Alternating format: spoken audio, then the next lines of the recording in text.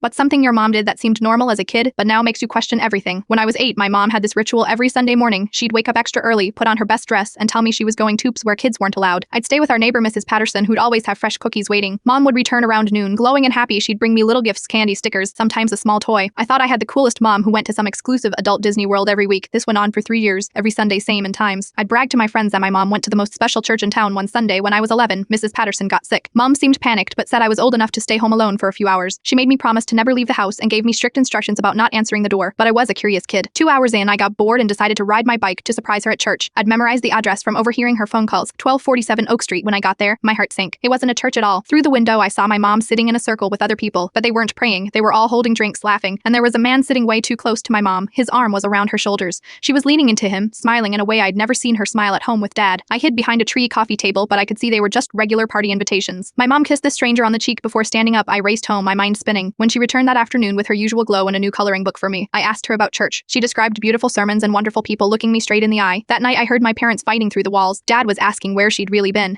She swore she was at church. He said he'd driven by the church that morning. It was closed for renovations and had been for months. The Sunday visit stopped abruptly after that. My parents divorced 6 months later. Mom moved in with someone new, the same man I'd seen through that window. It wasn't until my 20s that I realized my innocent Sunday mornings were built on a foundation of lies. My mom had been having an affair for 3 years, using me as her perfect alibi. The neighbor, the gifts, the elaborate stories, all carefully planned deception. The worst part wasn't the affair itself. It was how she'd trained me to be complicit in destroying my own family, turning my childhood excitement into a weapon against my father. Every time I'd excitedly tell Dad about Mom delivering another lie. Sometimes I wonder if she felt any guilt watching me color in those books she'd bought with affair money, or if she ever thought about what it would do to me when I eventually learned the truth. Those Sunday mornings taught me that the people who are supposed to protect your innocence are sometimes the ones destroying it piece by piece, one perfectly crafted lie at a time.